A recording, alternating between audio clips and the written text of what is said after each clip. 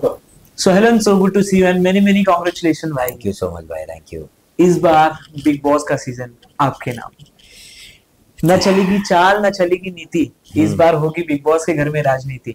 इस थीम के साथ आवेश दरबार जाने वाले बिग बॉस 19 के घर में क्या ऐसा अट्रैक्ट किया इस सीजन में आपने जो हाँ बोल दिया?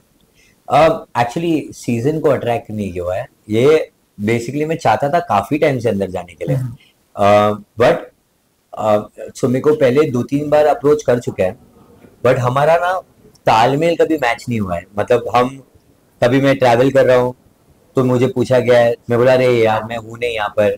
फिर कभी ऐसा हुआ है कि मैं ऑलरेडी कुछ कर रहा हूँ कोई प्रोजेक्ट और उसके बीच में आ गया, फिर मैं बोला अरे ये गलत टाइम हो गया। और ये पहली बार ऐसा हुआ है कि मैं भी टाउन में हूँ और उन्होंने अप्रोच भी कर लिया सेम टाइम पे और हमारी मीटिंग हो गई और सब सॉर्ट हो गया। बिल्कुल। तो ये ऐसा कुछ नहीं है कि 19 मेरा लकी नंबर है इसके लिए जा रहा हूँ, ये इसके लिए जा रहा हूँ क्योंकि ये टाइम पे हमारा बातचीत सही हो गया और सब कुछ लाइन हो गया। मींस इसके पहले जितने बार अप्रोच आई थी हाँ आप उस समय फ्री नहीं थे। हाँ, तभी कुछ ना कुछ चल रहा था। तो एक ये भी माइंडसेट होता है ना कि अभी मैं बिग बॉस के लिए शायद रेडी नहीं हूँ और अब मैं बिग बॉस के लिए रेडी हूँ, ऐसा कुछ है? नहीं नहीं, ऐसा नहीं था। बस ऐसा होता है ना कि जब आपने ऑलरेडी कोई काम को अपना वो दे चुका है, मतलब वर्ड्स दे चुके हैं कि आप ये कर रहे हो, फिर कमिटमेंट। उसके बाद कहाँ कमिट, एग्जैक्टली कमिट वर्ड। आपने जब किसी को कमिट कर दियो और उसके बाद कोई अप्रोच करता है तो सबसे पहले भले वो कितना भी बड़ा हो और कितनी भी कोई भी चीज हो, आपकी जबान भी तो कुछ होती है। तो वो जो मैंने कमिटमेंट की थी उसको मुझे पहले कंप्लीट करना था, फिर बाकी जो भी करना है। तो आई एम, अब मेरा बहुत वैसा है कि जिसको पहले कमिट कर दो, आप पहले वो कंप्लीट करो। बिग बॉस वर्ड सुन के सबसे पहले आपके दिमाग में क्या आता है और जब आपको ये ऑफर हुआ क्या चला सबसे पहले दिमाग में? बिग हाँ बॉस तुरंत आपने बोला? नहीं नहीं नहीं, पहले दो पहले जब अप्रोच किया था स्टार्टिंग में, तो मैं ऐसे था मैं क्या करूँगा वहाँ पर, क्या हो सकता है, क्या पॉसिबिलिटी है। फिर मैं ऐसा था कि क्यों डर रहा हूँ मैं, क्योंकि मैं एज अ पर्सन इतना वो हुई नहीं कि मुझे नेगेटिव अप्रोच करना है और जाके लड़ना है। जाके मैं अपने जैसा हूँ वैसा भी रह सकता हूँ, मैं लोगों को नॉर्मली एंटरटेन कर सकता हूँ क्योंकि मैं ऑलरेडी इतने टाइम से करता आ रहा हूँ। तभी तो आज जो मैं हूँ वो उसकी वजह से ही हूँ और उन्होंने अप्रोच भी उसके लिए किया है। तो मुझे इतना सोचने की ज़रूरत क्यों है? तो मैंने बस बोला कि आई थिंक जाके एंजॉय करूंगा। और मैं इतने टाइम से वीडियो शूट करवा रहा हूँ, एडिट कर रहा हूँ, कोऑर्डिनेट कर रहा हूँ। अब क्या अंदर जाके सिर्फ कंटेंट बनाऊंगा, लोग खुद शूट करेंगे, एडिट करेंगे तो मेरे लिए तो शॉर्ट ही हो गया है। तो बिल्कुल। मेरे लिए एक हॉलीडे होने वाली है वो, जहाँ पे सिर्फ हॉलीडेज के बीच में टास्क वगैरह करना 90 दिन का हॉलीडे। है। एकदम चिल। खुद का खाना बनाना पड़ेगा वो अलग है, बट ठीक है। कंटेंट की बात की जाए, इसमें भी एक थीम डिसाइडेड है, पॉलिटिक्स थीम।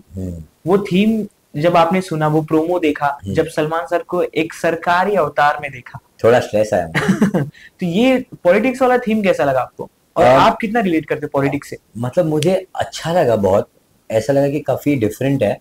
पर फिर मैंने वही टाइम पे ऐसे रियलाइज किया कि अरे पर तुझे क्या पता है इसके बारे में, तूने कभी ये सब जॉनर में कभी गया ही नहीं है।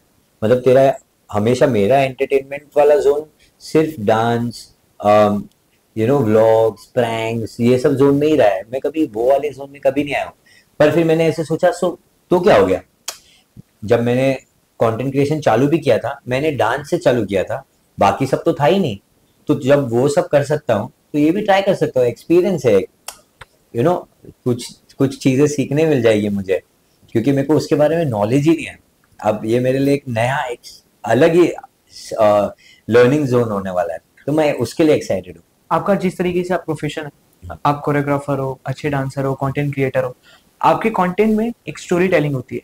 लोग समझते हैं आप क्या बोलना चाहते हो, क्या दर्शाना चाहते हो। घर के अंदर भी कैमरास तो होंगे पर वो स्क्रिप्ट, वो कंटेंट नहीं होगा, आपको रियल रहना पड़ेगा। अरे इनफैक्ट वो तो मजा आने वाली है। बस तो वो स्ट्रैटेजी क्या है आपके दिमाग में, क्या सोच के जा रहे हो? देखो मेरा वो स्ट्रैटेजी नहीं है, इनफैक्ट वो उनके लिए एक बीटीएस टाइप होगा कि अगर मैं कुछ सोच भी रहा हूँ कोई आइडिया के लिए, एग्जीक्यूट करने के लिए, तो उनको स्क्रैच से दिखेगा, उनको पहले से ही दिख के आएगा कि ओ ऐसे सोचता है ये, अच्छा ऐसे प्लान करता है ये।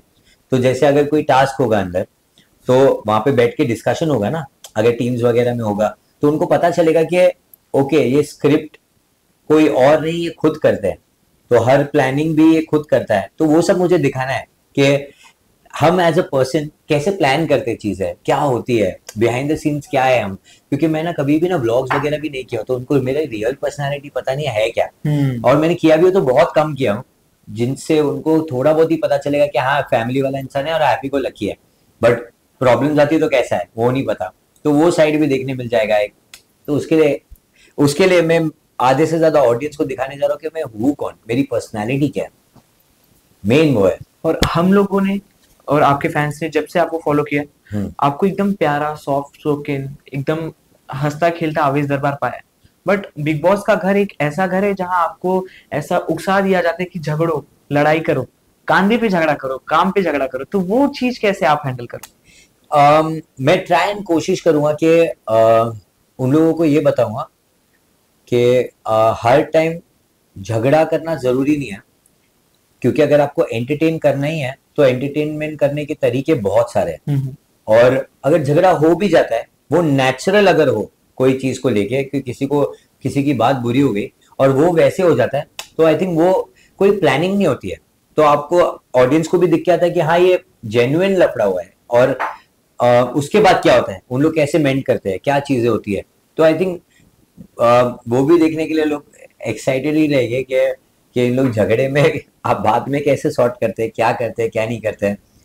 अब मेरा तो बहुत क्लियर है कि मैं एक ऐसी पर्सनैलिटी हूँ कि मैं लड़ाई में इतना बिलीव नहीं करता हूँ, बट टास्क वगैरह जब होते हैं मैं बहुत ऐसे कंपेटिटिव हूँ, तो मेरे वो बिहेवियर को ऐसा मत ले लेना नेगेटिव वे में कि हमेशा लड़ता ही रहता है, बस वो लाउड हूँ मैं गेम के टाइम पे, बिकॉज होना भी पड़ता है, आप वहाँ पे बिल्कुल। कंपटीशन करने गए हो, थोड़ी ना लोरी सुनाने जा रहे हो। लाउड नहीं रहोगे तो फिर दबा दिए एग्जैक्टली जाओगे। एग्जैक्टली सही बोले आपने, कि अगर आप लाउड नहीं रहोगे, आप अपने वो नहीं रखोगे, वॉइस नहीं रखोगे, तो लोगों को लगेगा कि आप डरे हुए हो या आपको गेम समझ ही नहीं आ रहा है या आप क्या करने आए हो, वो फिर वो सब आपके नैरेटिव सेट होने चालू हो जाते हैं। बट बेसिकली आपका मोटिव यही है कि आपकी रियल पर्सनैलिटी जो है वो सभी ऑडियंस को पता चले। बस बट इस पे मेरा ये सवाल आता है कि आप अपने आप को एकदम अच्छे से जानते हो, अच्छे से पहचानते हो, तो ये ऑडियंस जो आपको बाद में देखेगी घर में जाने के बाद, जो अभी देख रही जब आप घर में हो, तो आप उस ऑडियंस को क्या बताना चाहते हो कि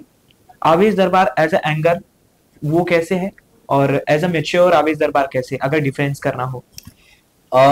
मैं उनको कुछ ऐसे दिखाना चाहता हूँ कि यू नो जब कुछ ऐसा सिचुएशन आता है जिसमें आप हैंडल नहीं कर सकते हो, उसको हो जाने दो, ये बताना चाह रहा हूं मैं कि हो जाने दो, इतना सोचो मत, सोच के मत किसी से लड़ाई करो, वो मेरे को दिखाना है कि जो होगा नेचुरली होगा, उसके बाद कैसे आप उसको सॉर्ट करते हो, क्या करते हो, वो मेरे को दिखाना है, क्योंकि सच में मैंने ना बहुत सारी चीजें लाइफ में फेस की हुई है, बहुत सारी, मुझे ऐसा लगता है कि यार हर चीज में नेगेटिविटी है ही है, पूरी लाइफ ऐसी ही चलती है, तो आपको क्यों होना है, आपको क्यों और नेगेटिविटी डालना है, खुद से सोच के आप खुद भी कुछ नया कर सकते हो ना, आप उस नेगेटिव सिचुएशन में पॉजिटिविटी ढूंढ के लोगों को समझा भी सकते हो, ठीक भी कर सकते हो, अगर उन्होंने आपको कुछ बोल दिया है कोई बात नहीं, आप बड़े बन के आप जाओ, आप सॉरी बोल दो, सॉरी बोलने से कोई छोटा नहीं होता है, ये सब मुझे दिखाना है, मुझे ऐसा बताना है कि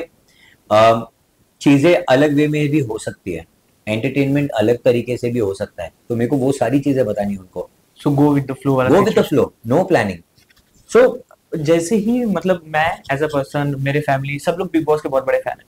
जैसे पता चला कि आवेश दरबार का इंटरव्यू में मैंने बताया, तो उन्होंने यही चीज कहा कि आवेश के तो घर पे ही बिग बॉस की ट्रॉफी है। तो वो ट्रॉफी का कितना ज्यादा प्रेशर है कि एक ट्रॉफी तो आ चुकी है भाभी के द्वारा, अब मेरी बारी।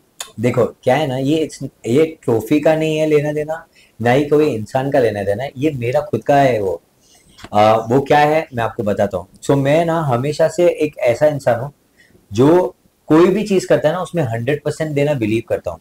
तो मैंने जब फॉर एग्जाम्पल जब मैंने डांस से चालू किया, तो उसमें डांस से पहले मेरे डैड ने मेरे को म्यूजिक में डाला था, तो मुझे करना नहीं था, पर मैं अगर वो चालू कर दिया हो तो मेरे को उसमें भी 100% देना था। तो मैंने जब उसका एग्जाम दिया था तो आई स्कोर्ड 87 आउट ऑफ 100 वो एग्जाम के अंदर, जो मेरा इंटरेस्ट ही नहीं था।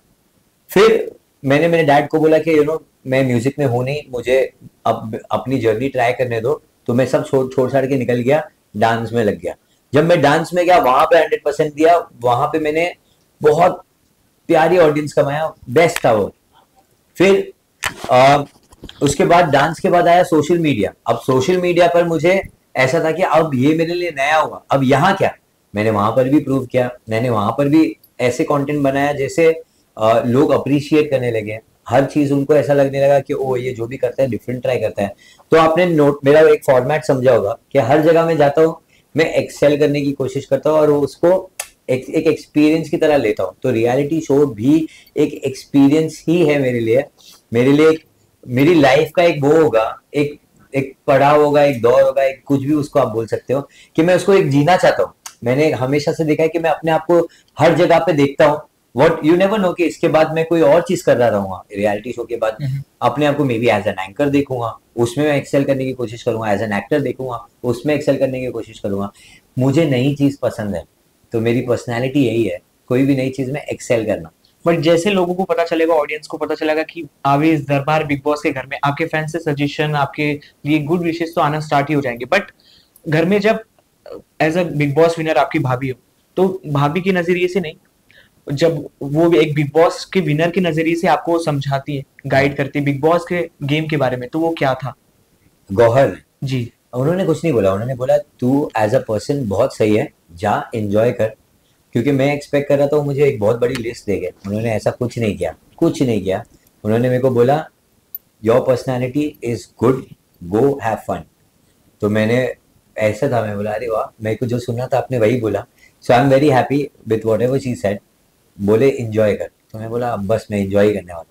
लास्ट टू सलमान सर के ऊपर आ रहे। सलमान सर को कितना ज्यादा आपने देखा हुआ है वीकेंड के बार पे, कैसे आप रहने वाले उनके सामने, जिस तरीके से वो गुस्सा करते हैं, जिस तरीके से समझाते हैं। मैं सर भाईजान से पंगा लेने ही नहीं वाला हूँ, क्योंकि अरे मैं पंगा किसी से नहीं लेने वाला हूँ एक्चुअली। तो मेरे को नहीं लगता है भाईजान मुझे कुछ बोलेंगे। बट अगर कुछ बोलेंगे भी किसी और को बोलने की वजह से, तो मैं ट्राई करूंगा कि उसको सॉर्ट करने का। तो आई थिंक मैं उनकी गुड बुक्स में ही रहूंगा, क्योंकि मेरा इतना कोई एम नहीं है जाके लड़ने वाला। वो तो बाकी लोगों को डरना चाहिए जो खाली फुकट लड़ने के लिए आएगा। क्या एक्सेप्टेशन है आपकी ऑडियंस से?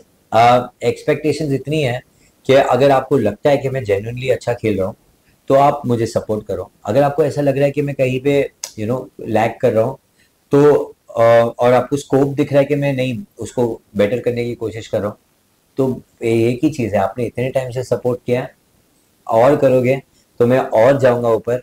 और मैं आपको इस बार प्रूव करने वाला हूँ कि आपने जो भी दिया है मुझे आज तक, मैं हर चीज रिटर्न करने वाला हूँ, भले मैं जीतूं या ना जीतूं। ये शो के बाद मैं जो भी मिला आपसे मैं रिटर्न करना चाहूंगा। वो आपको बताना नहीं चाहता हूँ मैं, एज अ सरप्राइज है वो। बट एक हिंट दे देता हूँ कि मैं एक ऐसा शो टाइप करना चाहता हूँ जहाँ पर हर चीज रिलेटेड होगी फैंस के लिए। All the very best thank आवेश यू भाई। So much, thank you, and thank you, thank you, thank you. आपके हाथ में ट्रॉफी हो उसके बाद इंशाल्लाह, एज अ इंशाल्लाह आप दुआ विनर। करो ना बस। बिल्कुल एज अ आप प्रे विनर करो हम, मेरे लिए कि हो, और बाकी लोगों से भी प्रे करवाओ कि भाई करो इसको, बहुत अच्छा जेन्युइन इंसान बिल्कुल है। एज अ विनर हम आपका इंटरव्यू करना चाहते मैं भी वही चाहता हूँ, ऐसा ही कुछ हो। हैं। Thank you, thank you thank so you, much. Thank you.